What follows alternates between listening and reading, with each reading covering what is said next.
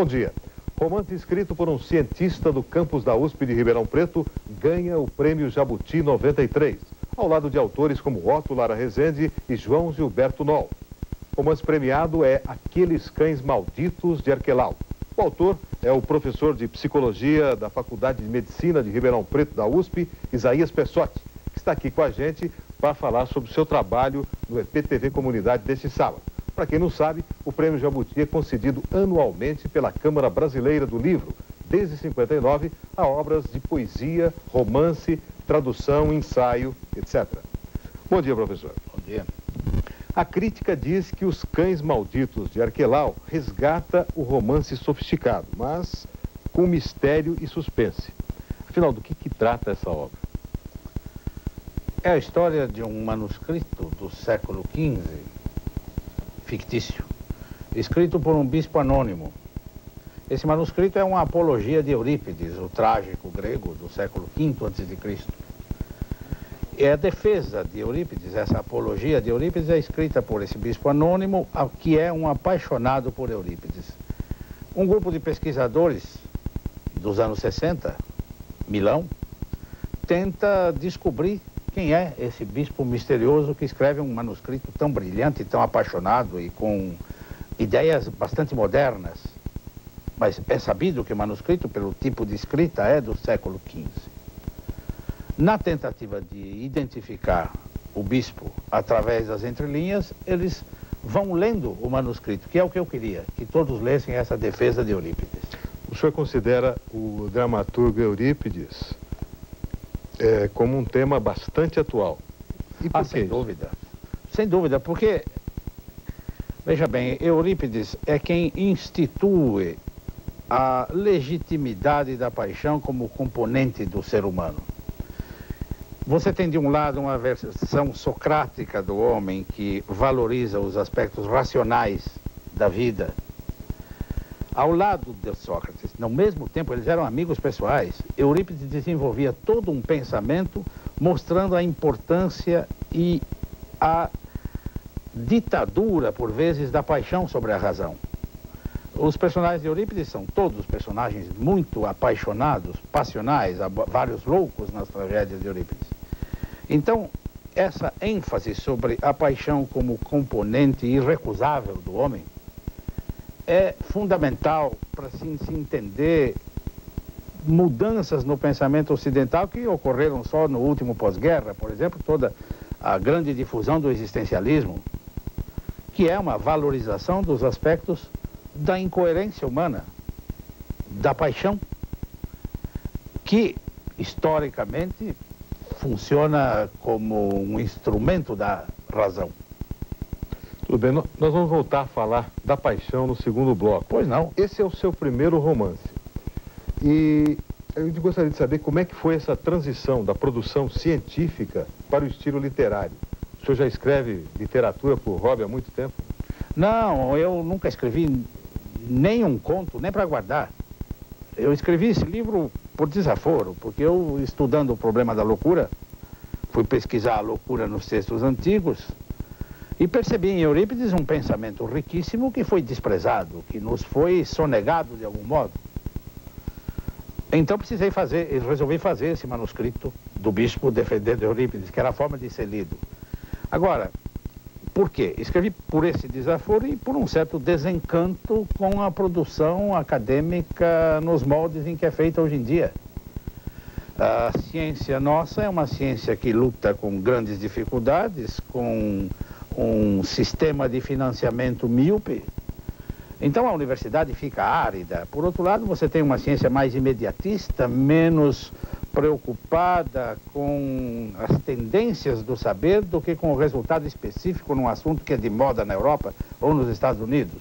Então nós temos uma ciência mais ou menos oportunista. Isso cansa, isso desanima. Então, um pouco por desencanto, eu resolvi escrever para um público mais amplo, extra-acadêmico. Até hoje o professor Isaías tem uma produção científica importante. Ele escreveu um livro sobre ansiedade, deficiência mental, conhecimento científico. E eu me lembro que nos anos 70, o senhor parece que foi o primeiro cientista, o primeiro pesquisador a demonstrar em laboratório que inseto podia aprender experiências completas. Sim, bom, foi com a abelha, porque havia uma grande importância teórica de se estudar a abelha, porque é o único animal conhecido, pelo menos por mim, no qual se pode separar no processo de treino o que é o progresso da aprendizagem e o que é variação no nível de interesse do sujeito, isto é, a privação dele. No caso da abelha, você pode separar as duas coisas, então a abelha era um sujeito teoricamente muito importante. E era importante ensinar tarefas complexíssimas para transformar a abelha numa cobaia usual de estudos sobre aprendizagem. Essa era a ideia, era o sonho. E que resultado chegou essa pesquisa? Eu estou curioso desde aquela época. Bom, essa pesquisa mostrou que elas atingem níveis de aprendizagem muito complexos. Por exemplo, no último trabalho, acho que foi sobre esse que nós conversamos uma vez, as abelhas tinham que obedecer, puxar uma alavanca ou outra, aquela que estivesse acesa ou aquela que estivesse com luz apagada, mas deveria preferir a que estava com luz acesa se o tapete fosse amarelo, fosse esquerda ou direita. E se o tapete fosse azul, ela devia preferir a outra alavanca. Mudando as cores dos tapetes ao acaso, ela só sabia qual era a chave para a solução do problema quando pousava sobre o aparelho na minha mesa. Então a tarefa para ela era complexíssima. Mais ou menos como se você tivesse que tomar um ônibus verde para Sertãozinho, se for em dias pares. E ônibus vermelho se for em dias ímpares. Mas você só sabe se é dia par ou ímpar na hora de pegar o ônibus. Em 100 treinos, quantos você erraria? A abelha mais brilhante acertou 97%. Um alto QI. Um alto QI, se você quiser chamar assim. Nós vamos fazer uma pausa, professor, para os comerciais. Nós voltamos daqui a pouco para falar sobre as paixões do professor Isaías Pessotti. Até já.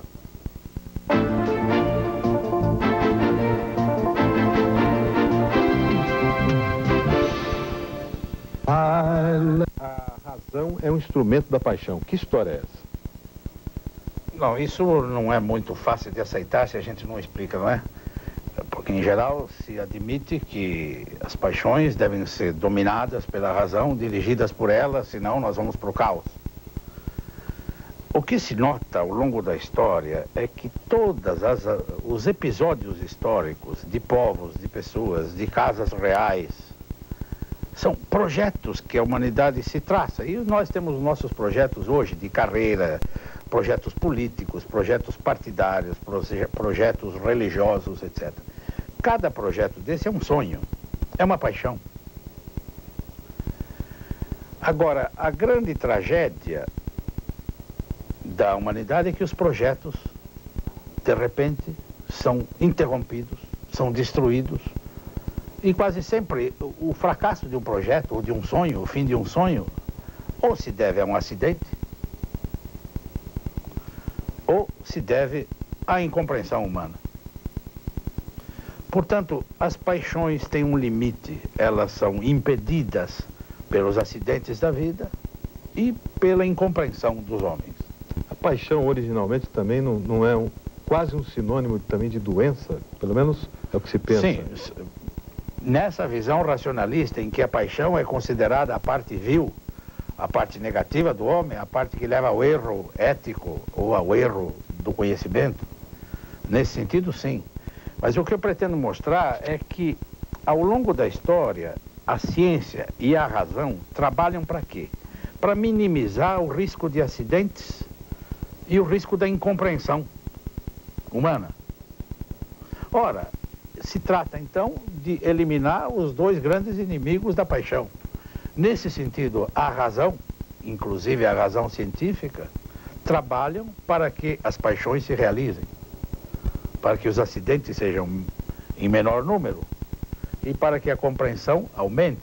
Quer dizer que o significado de paixão é mais amplo. Claro, são os sonhos da humanidade. Todos nós temos projetos. A vida e a autonomia psicológica de cada um está em poder projetar a sua vida, os seus afetos, a sua carreira, os seus interesses culturais.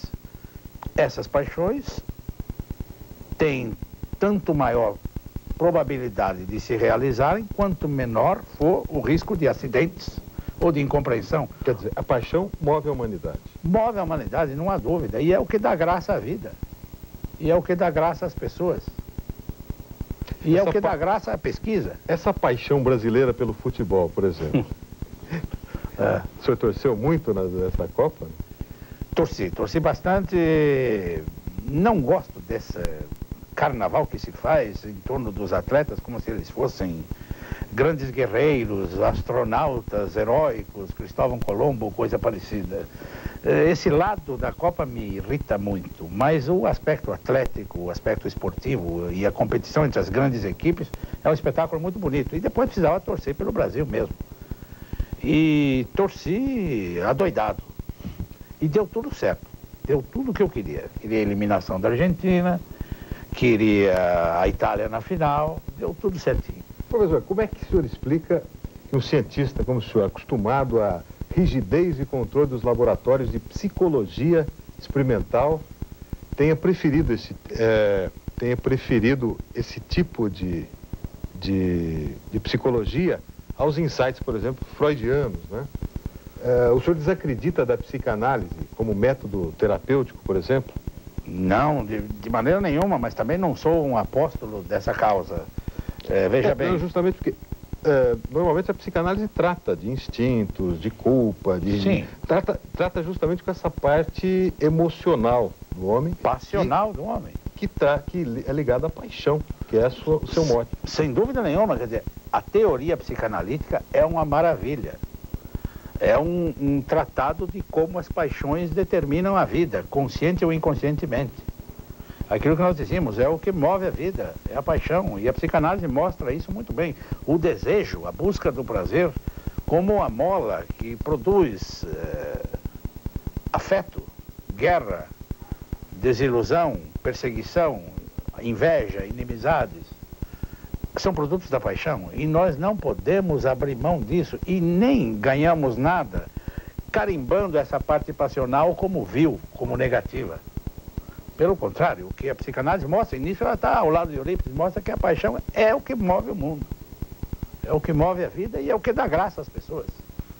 Agora, a paixão enfrenta restrições sociais e então há conflitos que são resolvidos por comportamentos desajustados. O senhor quer dizer que, geralmente, essa restrição pode também bloquear os sonhos da humanidade? Sem dúvida, sem dúvida. É a incompreensão de que eu falava. São os acidentes e as incompreensões que bloqueiam as paixões e determinam o sofrimento e, se você quiser, a ansiedade. Então, os quadros neuróticos ou psicóticos são resultados óbvios desse processo de frustração das paixões. Nisso a psicanálise está muito vizinha de Eurípides. O senhor fez um livro, inclusive, sobre ansiedade, né? Que publicou nos anos 80. Sim, fiz e já deve estar esgotando já. Mas hoje ele já deveria ser refeito. É um livro sobre as várias teorias da ansiedade. Eu não fiz uma análise do processo ansioso, mas uma análise do que foi dito pelas várias abordagens sobre o processo ansioso. Ao lado dessa paixão, assim, filosófica, o senhor tem pequenas paixões, como culinária, colecionador de carros, é verdade? Claro, a culinária é fácil dizer que sim. Colecionador de carros é mais difícil porque colecionar carros é caro. E professor universitário não pode colecionar carros. Mas eu tenho 2 Fordinhos 29, bem restaurados. Não é só literatura que entra como hobby, né? Ah, não. Literatura foi, assim, um desaforo, como eu disse. Agora o que eu gosto mesmo é cozinhar e meus carrinhos eu gosto de cuidar, embora custe um pouco. Uma pausa para os comerciais. Nós voltamos daqui a pouco com o último bloco do EPTV Comunidade, que está entrevistando o ganhador do Prêmio Jabuti 93.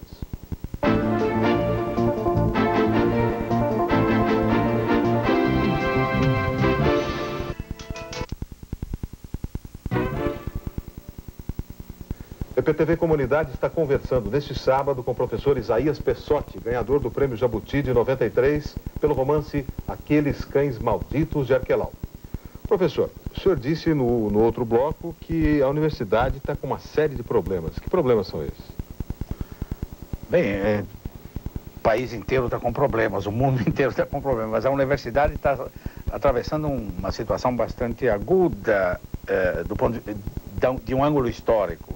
Embora muitos não percebam, a situação é de proximidade de um impasse. Veja bem, nós estamos num campus da universidade que se destaca pela alta qualidade da produção científica, que eu tenho que reconhecer. E a Faculdade de Medicina, no setor médico, é das que mais produzem no Brasil. E ciência de boa qualidade. Agora, esta ciência de boa qualidade está se fazendo cada vez mais em torno de temas que são os temas da moda científica. É inútil recusar isso. Na medida em que, então, se cria uma tecnologia e uma preparação de pessoal para pesquisa, mestres, doutores, doutorandos, vinculados a linhas muito específicas de pesquisa, se corre o risco de que, com a evolução do saber no mundo, nós vamos ter uma mão de obra especializada em temas que já caíram de moda. Isso é um medo que eu tenho. Agora, é preciso também duas coisas, eu acho, para melhorar a universidade. Que ela tome consciência de quanto ela custa. Isso já é excelente para mudar a praxis cotidiana do investimento maciço em pesquisa e investimento menor em graduação, por exemplo. Por outro lado, é necessário que se defenda o direito de qualquer pesquisador de pesquisar aquilo que lhe parece interessante, desde que ele seja competente. Porque nós nunca sabemos qual é a pesquisa que vai produzir resultado prático. Não se pode pretender uma pesquisa engajada em termos de carências sociais, porque muitas vezes as pesquisas dirigidas propositadamente para resolver problemas imediatos são mal feitas, frequentemente. E isso leva à falsa possibilidade de aplicação. O conhecimento seguro, sólido, um dia pode servir para a prática. O conhecimento interessado na solução prática, mas produzido sem controles adequados, nunca vai resolver os problemas práticos. Quer dizer, nem um extremo, nem outro. Nem outro, mas que a qualidade do conhecimento seja assegurada. Depois se vê se esse conhecimento serve ou não para a prática. E mais, o que se conhece hoje sobre nutrição, sobre aprendizagem, sobre economia, sobre meio ambiente, dá para organizar a vida no mundo? Quais critérios o senhor proporia para organizar ou escolher esse tipo de pesquisas? Eu acho que a liberdade de pesquisa é essencial, porque é do entrechoque das liberdades que nascem as teorias, as hipóteses, e não da filiação a linhas determinadas de pesquisa, muitas vezes ditadas pelo que as revistas do setor publicam nos grandes centros do mundo. Quer dizer, maior liberdade de escolha e maior versatilidade na formação do pesquisador. É isso que nos pode levar amanhã a ter uma ciência mais aplicável. Agora, repito, a aplicabilidade não é uma questão de escolha do tema, é uma questão de vontade política de aproveitar o que já se sabe. Nós temos soluções para desnutrição, para habitação, para analfabetismo. O problema é que isso não se transforma em ato político. Ok. Professor, o próximo livro seu, científico, será esse estudo sobre a loucura. Você traz alguma novidade, alguma visão nova sobre esse problema milenar? Não sei, eu acho que não. A novidade é que o livro não existia, agora existe. Isto é uma análise de como o conceito de loucura evoluiu nos textos que tratam de loucura, desde a antiguidade até o século XIX. E vendo tudo organizado junto assim, a gente tem uma visão nova, né? Sim, ou então uma visão de como o novo é sempre a reconstrução do modo de ver do passado com outros instrumentos de análise ou com outros conceitos. Por exemplo, você tem uma explicação da loucura em termos mitológicos. A loucura é devida aos deuses ou aos demônios. Depois você tem uma explicação da loucura como produto do destempero passional, da força das paixões descontroladas. E você tem um modelo da loucura organicista, que são os distúrbios da máquina orgânica que determinam a loucura. Esses três modelos existem desde o século V a.C. e estão presentes na psiquiatria de hoje. Quer dizer que nós mudamos só na tecnologia? Sim, e na terapêutica.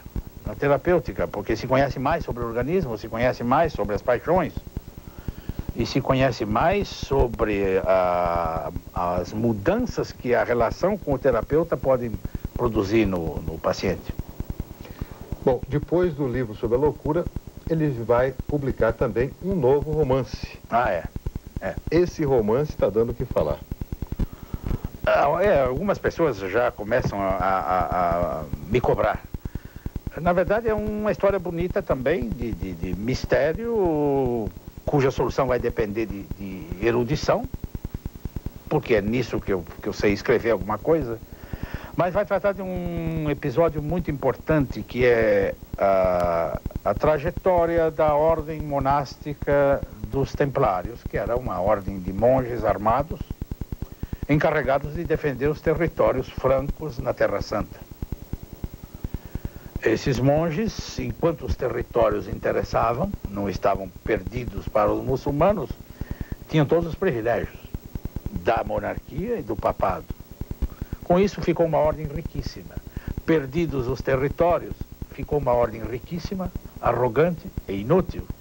Então era preciso liquidá-la para ficar com os bens, que foram repartidos entre o papado, Filipe o Belo, e uma fração, não muito grande, foi para uma ordem remanescente dos Cavaleiros do Santo Sepulcro, os Cavaleiros de São João, de Jerusalém.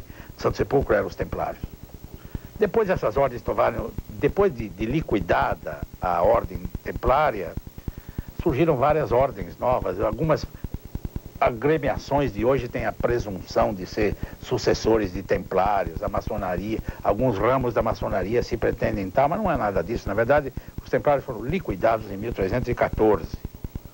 Não é um romance histórico, tem ainda o problema da paixão. Não, vai ser, não tem nada. Isso eu estou falando para você aqui, para contar o episódio sobre o qual vai versar. Mas vai ser um entrechoque de hipóteses e de pistas para descobrir outras coisas. Isso que eu contei é verdade histórica conhecida, não tem a mínima graça num romance. Sim, mas no Arquelau exalta o problema da paixão. E sim. Nesse... Eu não sei bem, mas alguns valores eternos da humanidade que ultimamente andam em baixa. Por exemplo, lealdade, honradez, fidelidade ao compromisso. São coisas que hoje passam até por negativas, quer dizer, é ser trouxa você cumprir compromissos e não ser esperto. O senhor pretende continuar trabalhando em campos aparentemente tão opostos como ciência e ficção? Não há oposição nenhuma. Não há oposição nenhuma. Eu vejo a ciência como mais um trabalho da razão a serviço das paixões da humanidade. Então, para mim, lidar com o processo da paixão num texto literário e lidar com o conhecimento racional no outro momento, não é incompatível uma coisa com outra. Não há nenhuma incompatibilidade. Para mim é muito harmônico tudo isso. É a busca da verdade também. Exato. Há uma verdade que é a verdade da paixão. Há uma verdade que é a verdade da razão. E nem sempre elas são incompatíveis. Muito obrigado ao professor Isaías Pessotti. Nós agradecemos a sua presença aqui no IPTV Comunidade. Nós entrevistamos o professor Isaías Pessotti, cientista e escritor. Nós voltaremos no próximo sábado, neste mesmo horário. Um bom dia e até lá.